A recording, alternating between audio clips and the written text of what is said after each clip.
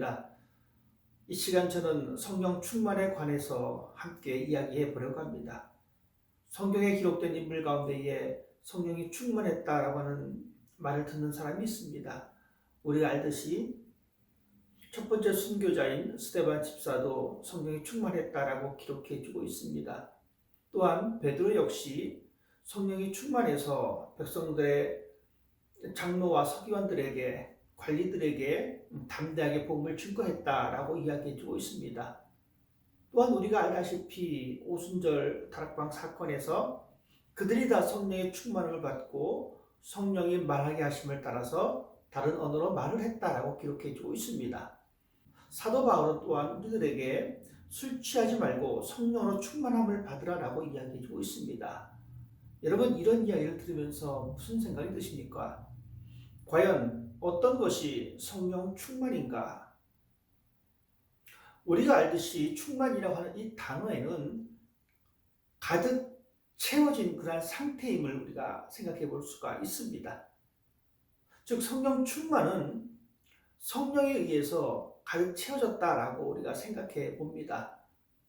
이 말에는 침투와 지배가 담겨져 있습니다. 즉 하나님의 영이 우리의 삶 가운데, 우리의 마음 가운데 침투하고 하나님의 영이 우리의 삶을 지배한다는 겁니다. 즉 우리의 삶이 하나님의 영에 의해서 완전히 압도되는 상태, 바로 그 상태가 성령 충만이다.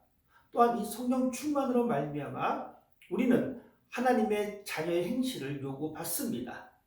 그렇기 때문에 우리가 이 땅의 삶을 살면서 성령 충만함으로 살아간다라고 하는 이야기는 하나님에 의해서 압도당하는 상태로 살아가고 또한 그 하나님의 자녀로서 그 행실을 감당해내는 그러한 상태를 가리켜 성령 충만이다라고 이야기해 볼 수가 있습니다. 자, 그러면 성경에서 말씀하고 있는 성령 충만, 이 성령을 충만하게 받을 수 있는 과정이 있음을 우리가 생각해 볼 수가 있습니다. 여러분, 우리는 이 과정을 통해서 우리의 신앙이 성령으로 충만케 되어진 그 과정으로 우리가 나아갈 수가 있을 수가 있습니다. 자, 그러면 성령 충만의 과정 첫 번째는 회개입니다. 회개가 우선시 되어지는 그 삶을 통해서 우리는 성령 충만으로 한 걸음 나아갈 수가 있습니다. 회개는 우리의 마음에서 우리의 죄를 깨끗이 씻어내는 과정입니다. 왜냐하면 하나님의 영은 깨끗하시기 때문에, 하나님의 영은 거룩하시기 때문에 그 거룩하신 하나님의 영이 우리 마음 가운데 자리 잡기 위해서는 우리의 마음이 깨끗해야 합니다. 즉 우리는 이 회개를 통해서 우리의 마음을 깨끗이 씻어내야 된다는 사실입니다. 베드로가 수많은 사람들 앞에서 설교를 하면서 이렇게 설교를 합니다. 너희가 회개하여 각각 예수 그리스도의 이름으로 세례를 받고 죄사함을 받으라. 그리하면 성령을 선물로 받는다라고 말씀해 주고 있습니다. 우리는 이 말씀 통해서 분명히 알 수 있는 것은 성령을 받을 수 있는 선제 조건은 바로 회개다라는 사실입니다. 우리의 마음을 깨끗이 씻어내는 것. 자, 그러면 우리가 무엇을 회개할 것인가? 우리 회개의 내용이 또한 중요하다라는 사실을 우리는 생각해 봅니다. 우리가 어떻게 회개할 것인가, 무엇을 회개할 것인가. 그래서 첫째, 믿음으로 행하지 않는 것들에 대해서 우리는 회개하는 사람이 되어야 합니다. 우리의 삶이 믿음으로 살지 않는 것, 즉 우리의 삶이 하나님의 구원과 연관된 삶을 살아내지 못하는 것, 이것이 바로 우리가 회개해야 할 부분입니다. 예수 그리스도의 은혜와 언약에 의지하고 하나님의 말씀의 확신 가운데 살아내지 못하는 것, 그러한 부분들을 우리가 회개해야만 합니다. 또한 우리가 회개할 것은 그리스도의 지배를 벗어난 생활입니다. 우리가 하나님의 자녀로서 하나님의 지배권 아래 살아가야 되는데 그 그리스도 예수의 지배를 벗어나는 이 모든 행위들을 우리는 회개해야만 합니다.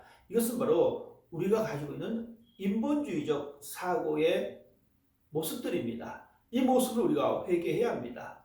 그러한 우리의 삶 가운데에 믿음으로 행하지 않는 것, 또한 하나님의 지배를 벗어난 것을 회개할 때 우리에게 어떤 유익이 있냐면 바로 우리의 영혼이 자유함을 얻게 되어집니다. 우리의 삶이 죄책감에 빠지지 않냐고, 열등감에 빠지지 않냐고, 오히려 회개를 통해서 우리의 삶 가운데에 기쁨과 담대함이 우리의 삶을 지배할 수 있다는 사실입니다. 우리가 죄악 가운데 계속해서 살다 보면 회개하지 않으면 우리는 끊임없는 죄책감과 두려움 속에 살아갈 수밖에 없습니다. 그렇기 때문에 우리는 이 회개를 통해서 우리 영혼의 자유를 얻게 되어지고 또한 이 회개를 통해서 우리는 하나님께로부터 주시는 그 기도의 응답을 우리가 받을 수 있다는 사실입니다. 두 번째는 헌신입니다. 성령 충만을 얻기 위해서는 우리가 우리의 삶 가운데 헌신이 필요합니다. 이 헌신은 하나님의 뜻에 순종하는 행위를 가리켜 헌신이다라고 이야기합니다. 어떤 일에 대해서 전력을 다하는 사람이 있습니다. 어떤 일에 대해서 열심을 품고 그 일을 감당하는 사람이 있습니다. 우리는 그런 사람을 가리켜 참 헌신적인 사람이다 라는 표현을 쓸 때가 많이 있습니다. 즉 자신에게 주어진 일을 전력을 다하는 삶을 가리킵니다. 그러면 이 헌신을 하나님께서 우리에게 요구하시는데 구약 성경에는 이 헌신을 어떻게 표현해 주고 있냐면 구약에서는 하나님 앞에 헌물을 드림으로 인해서 헌신했다라고 이야기해 주고 있습니다. 또한 하나님께 기름 부음 받은 사람으로서 하나님 앞에 그 인생을 바친 사람들이 있습니다. 그런 사람들을 가리켜 헌신했다라고 이야기합니다.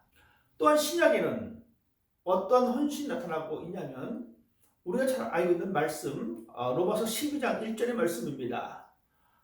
하나님의 모든 자비하심으로 너희를 고난하노니 너희 몸을 하나님께서 기뻐하시는 거룩한 산 제사로 드리라. 이는 너희의 드릴 영적 예배니라. 여기서 우리가 주목해야 할 단어는 거룩한 산 제사입니다. 산 제사가 바로 헌신된 삶입니다. 헌신은 하나님을 기쁘시게 하는 것입니다. 이것이 바로 우리의 삶 가운데 있을 때에 우리는 성령 충만한 삶을 살아갈 수가 있습니다. 우리가 하나님 앞에 산 제사를 드립니다. 우리가 하나님 앞에 헌신합니다. 우리의 마음을 헌신합니다. 우리의 재물을 헌신합니다. 구약 성경에 기록되어져 있는 가인의 모습을 여러분 보십시다. 가인도 하나님 앞에 제사를 드렸습니다. 그러나 그 가인이 드렸던 그 제사는 하나님께서 받지 않으셨습니다. 무엇이 문제입니까? 우리는 여기서 헌신이라고 하는 단어를 생각해 볼 수가 있습니다. 가인의 제사는 형식은 있었지만 그 속에 헌신이 없었다는 사실입니다. 산제사가 우리의 헌신이고 그 헌신이 바로 하나님을 기쁘시게 하는 것입니다.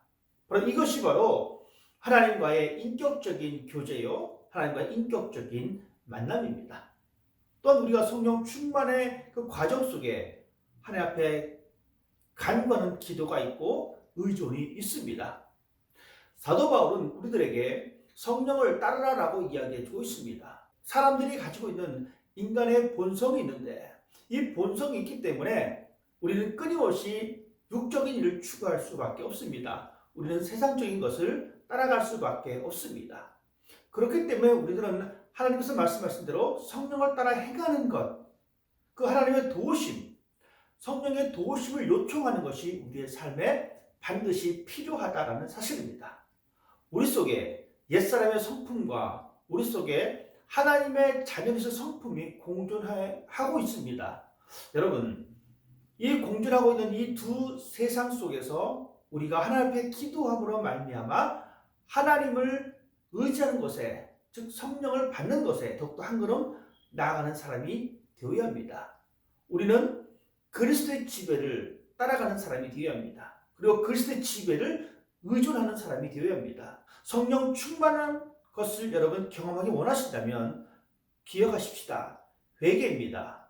그리고 하나님 앞에 헌신입니다. 그리고 하나님 앞에 간구하고 그 성령을 의지하는 것이 우리의 삶에 필요합니다. 이 삶이 우리의 삶을 지탱해 나갈 때에 우리는 우리의 삶의 열매로서 그것을 바라볼 수가 있습니다.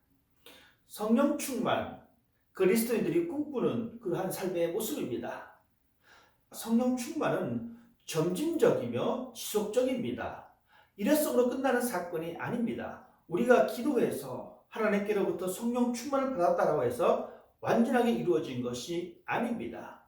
계속해서 보충해야 할 그 과정인 것을 여러분 기억하십시다. 그렇기 때문에 우리들은 끊임없이 하나님 앞에 성령 충만을 위해서 기도하는 사람이 되어야 합니다.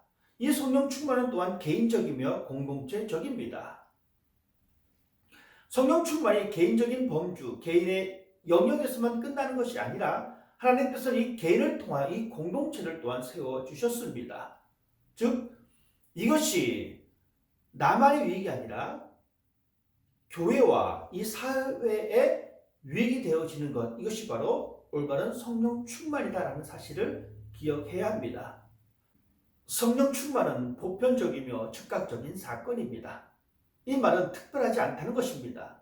즉 어떤 특정한 집단이나 특정한 개인에게 임하는 것이 아닙니다. 성령은 예수님을 구주로 고백한 모든 사람에게 즉각적으로 주시는 하나님의 선물입니다. 단지 우리는 이 선물이 우리 모두에게 열려져 있다는 사실입니다. 그렇기 때문에 누구든지 하나님 앞에 간구하게 되어지면 하나님께서는 우리들에게 성령의 충만함을 더하여 주십니다. 하나님께서 우리들에게 그리스도인의 삶의 가치를 가지고 살아갈 수 있도록 죄를 세워주십니다.